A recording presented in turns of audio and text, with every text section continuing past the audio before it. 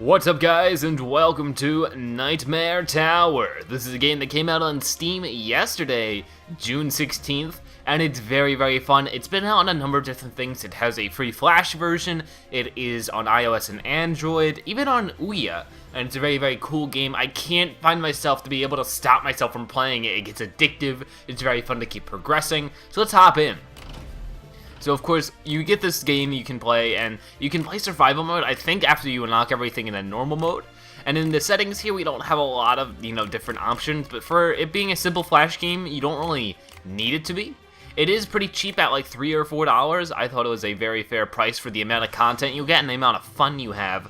Really reminds me of something like a Newgrounds game called Toss the Turtle, where things might look a little complex when you look at this gameplay, but of course when you start playing, things are much more simpler, a lot more slowed down, and as you get better and as you progress in the game, you actually, get more used to the thing you're seeing on the screen here, this crazy fast action, slice and dicing type of stuff.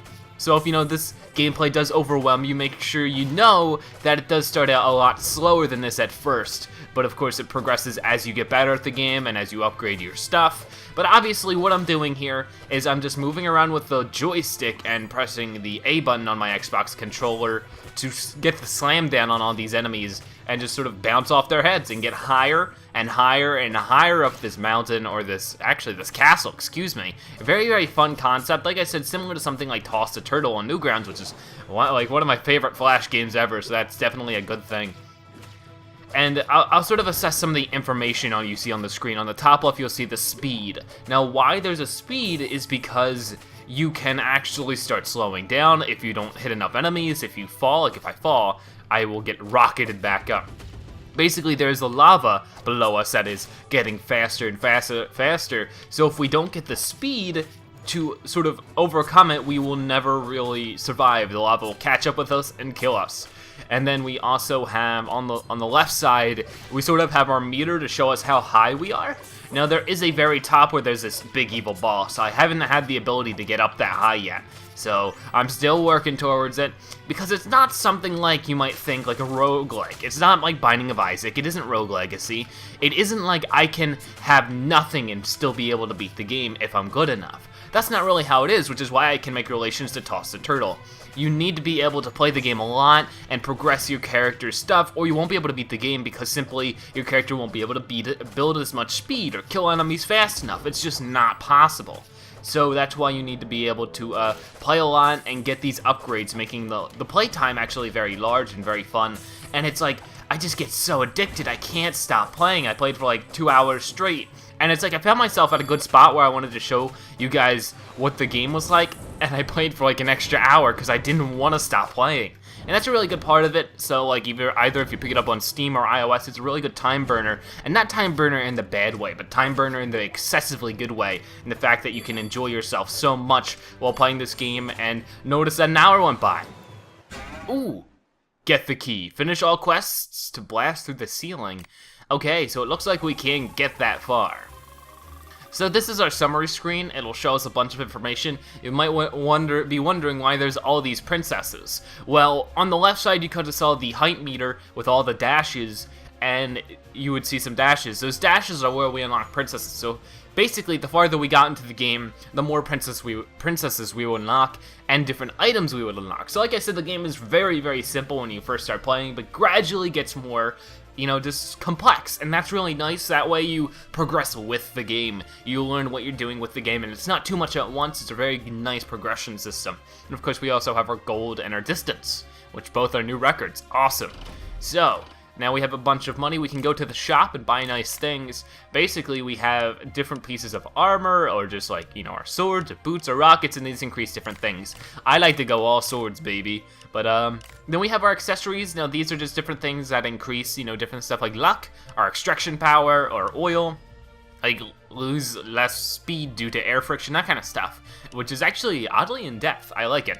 And then we can go to our potions. Basically, in the level, you can find a potion, just sort of like how you can find money or hearts, and they will give you sort of a boost of whatever, and you can keep upgrading the potions so that they're better and better each time you get one.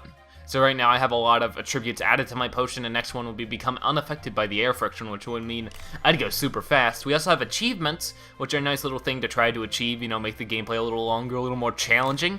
We also have quests. Basically, I'm one quest away from completing them, and that's sort of the, you know, the basis of the game is completing these quests, getting the money for it. I could even pay to skip the quest, but that's not really worth it. That's not fun, in my opinion. It might seem like in-game purchase-like, but there's actually none of the sort. So let's try this once more. I'll explain a little more about the game. On the top, of course, you can see my hearts. And if I attack an enemy like that one, where spikes go out of his head, then I'll lose a heart, and if I run out of all my hearts, of course, I die. Oh gosh, I'm not doing that great. But it's like, obviously I'm killing these guys super quickly. Most of these guys would have been really hard to kill if I started like from scratch, from the beginning, if I had no power-ups, but since I upgraded my sword and made it a little better, etc., I'm able to manage all of this a lot easier. So it's definitely a really nice progression system. Like I said, very similar to Toss the Turtle. You're not going to get 100,000 meters on Toss the Turtle the first time you ever play, because the game's not set up that way. Also, the art style, the music, they're both very, very charming. I'm going to give you guys a few seconds to listen to the music and enjoy it for yourself.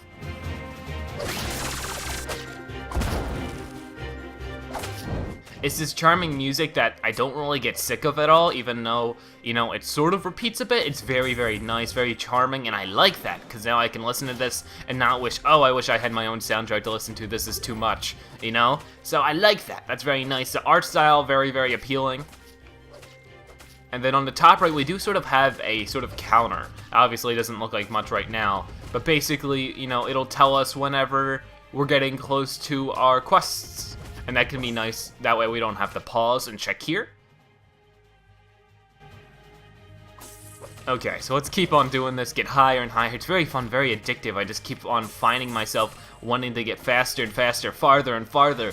And I feel like there's still just like a pretty decent amount of fun and gameplay to be had here just for like $3 or $4. Oh, and I keep messing up. I ain't doing that great. But it's another fun thing is that I can zone out and totally be doing something else while playing this game, making it a really great iOS pickup. So if you would rather not have it on Steam, maybe you'd rather have it on something like, you know, your Android phone. I do believe it's available there, and it's really, really awesome. Now, if you are interested in trying the game out for yourself before you go and purchase it on Steam, you can play the free Flash version. I do believe there is less available in the Flash version. So, you know, obviously it's worth your purchase, and I do really suggest you purchase this game if you like the Flash version. You know, give the developers the money they deserve, basically. It's still worth trying if you're a little curious. I almost got caught up by the lava there. Ooh, we got a horn, so I get this little guy to kill. And basically, I can kill these guys, and they give me a bunch of cash. I love the horn monsters. Awesome. We're doing super great this time. We're actually almost at the top, but I don't have the key, so I'm going to smack my head again. Oh, well. It's still really fun. It's just, like, I feel so accomplished for, like, getting all the stuff, and I jumped right in the lava. Oh, well, why don't we purchase something in the shop? Just for the heck of it. I'm at the maximum on my sword, which is something I always focus on. So why don't we make something better? Maybe, like, we upgrade our boots, or maybe upgrade our potion. I can't do that now. I don't really ever need the luck, but something like speed boost would be nice. And how about some more oil? Awesome, awesome. Anything else I can really buy? Nothing I can afford at the moment except for more luck. So there we go. Bought some nice stuff, and here, of course, I can just sort of press the button at the right time to launch. It's just like, I don't know, there's something addictive to it, but not repetitive. And I think that's a very key quality to a game like this, and it's mastered very, very well. So I do suggest you try it out for how cheap it is. You know, something very nice to have on the go, maybe. I would really like to see this make appearances on different consoles. Like I said, it's currently on Ouya, but something like this on the 3DS or the PS Vita would be very, very awesome. So hopefully the developers can actually get the opportunity to do that, because I'd totally love it. But this is Knightmare Tower, and I'm Zebra. Thank you guys so much for watching. If you enjoyed the video, please consider giving it a like. You can find the game in the description below. I'll see you guys later. Bye-bye.